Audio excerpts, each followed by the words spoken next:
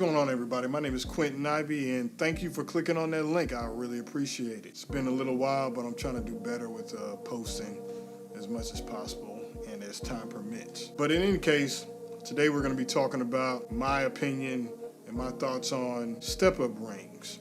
So if you don't know what step-up rings are, basically they allow you to take filters such as this 77mm filter, neutral density filter right here, and put them on a lens that's either larger or smaller with the max on their thread size.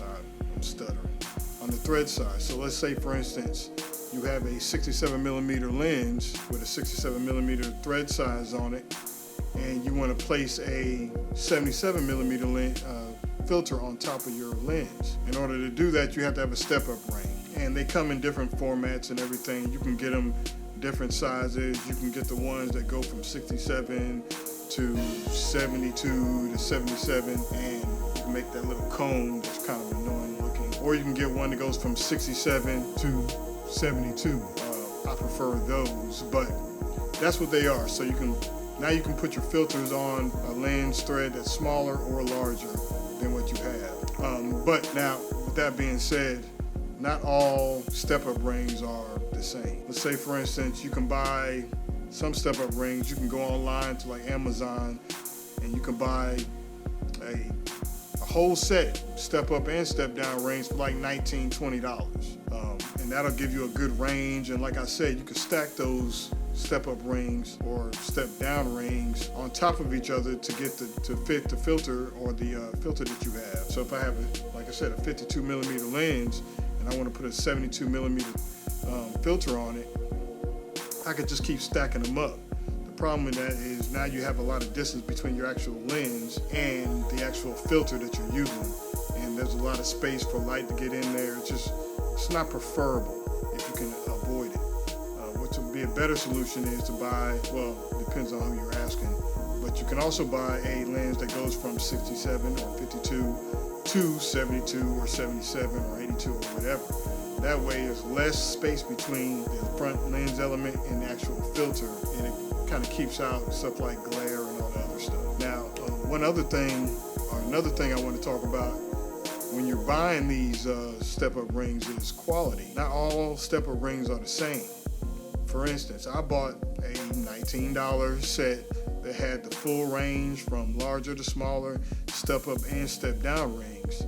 And they're made of aluminum. They're kind of thin. They're real thin and light. They came in a bunch of little plastic bags and everything. They work, but they have their faults. One of the main faults is they're kind of cheaply made. They're aluminum. So you pay $19 for them, but they're aluminum. And they're really, really thin. They have no grip on them at all. So the story that happened to me is I put my filter on there. I think I have a 72mm ND filter. I put it on my lens using in this case, a step down ring, because I was going from 82 to 70, what is this?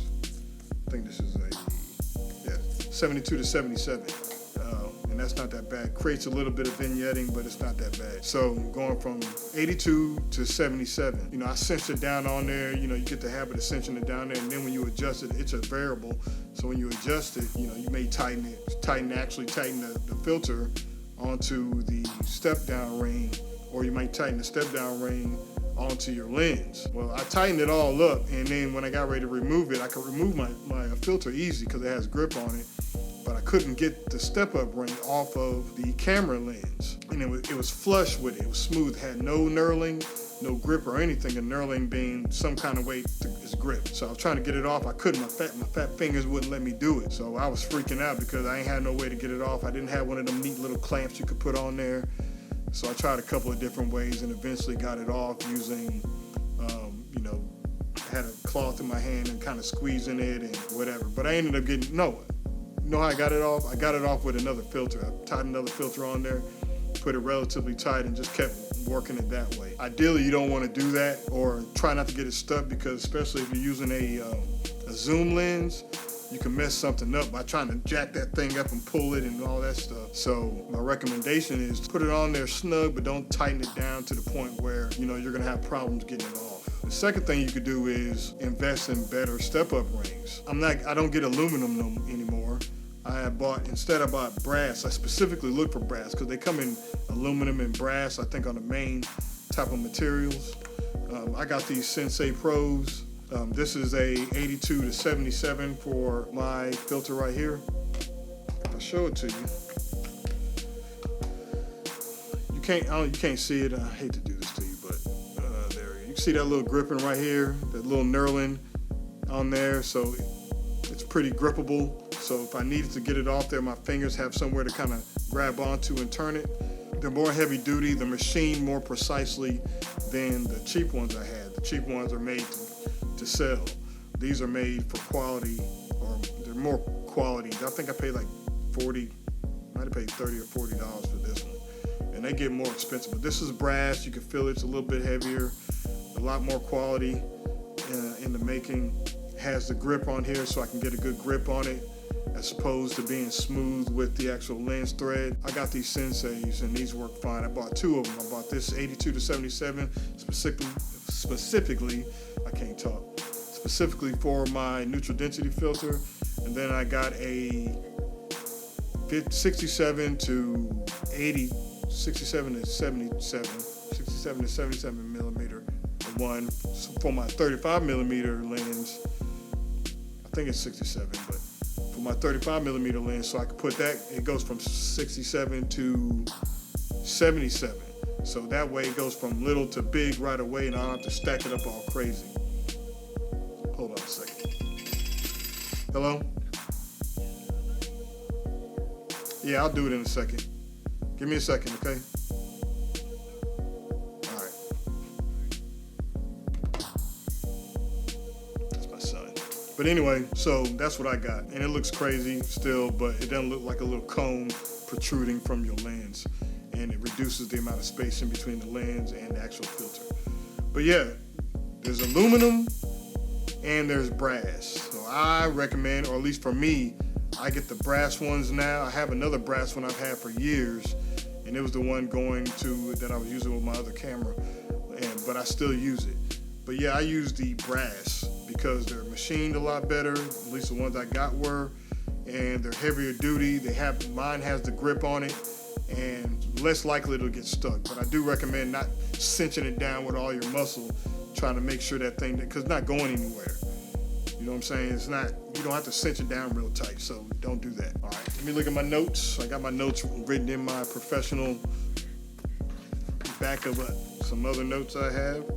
Yeah, so don't thread too tight.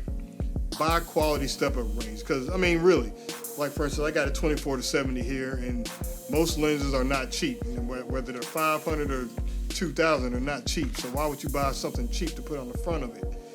You know what I'm saying? It doesn't make any sense. So at least spend a little money just to get a better quality gear. Now, if you can't, you can't, because like I said, the other ones they work fine, but I didn't want to damage I ran into a situation where I didn't want to damage my lens. And quite frankly, the only one I really use is the 77 to 82, 77 to 82, or actually the 82 to 77 step down ring. Actually, that's what this is. This is a step down ring. Yep. Step down ring, because I use the 77 on this 82 millimeter lens. I apologize. And if I need a filter for anything else, then I may use those, but most likely I'm probably not going to use them anymore. But another thing is, when I was trying to take it off, I was trying to be careful, but I bent it, and you know, sometimes it'll mess up the threading on your lens and jack it up for all your other lenses. So just be cautious of that. Let's see what else. Covered all this stuff. Dang, I think that's it. Those are the main things. Let me recap. One, you need step-up rings. If you buy filters, make sure you buy quality filters, but you can buy the cheap ones. Just be aware that you shouldn't really cinch them down. Make sure they kind of have knurling or some grip so you can take them off. Don't cinch them down. Oh, also, when you buy your filters, this is kind of off subject. When you buy your filters, buy the filter. I recommend, or at least that's what I did. You don't have to do it. Do whatever you want. I recommend buying a filter for the largest lens size that you have. For instance, the largest lens diameter that I have is the 82 millimeter on this 24 to 70. So my filters, other than this one right here, all my other filters are 82mm. That way all I gotta do is buy a step-up ring, which is significantly cheaper than the actual filter, and I can put that filter on any other lens if I want to, using the step-up or step-down rings. If I buy a bigger diameter lens, which I doubt it, I don't see why, then maybe I'll buy another step-up ring that's a quality one. For the most part, you generally have your biggest lens thread size. Buy your filter for that biggest lens thread size that you have at that time. That way everything else it'll fit and it won't have any vignetting because it'll be bigger than the actual lens.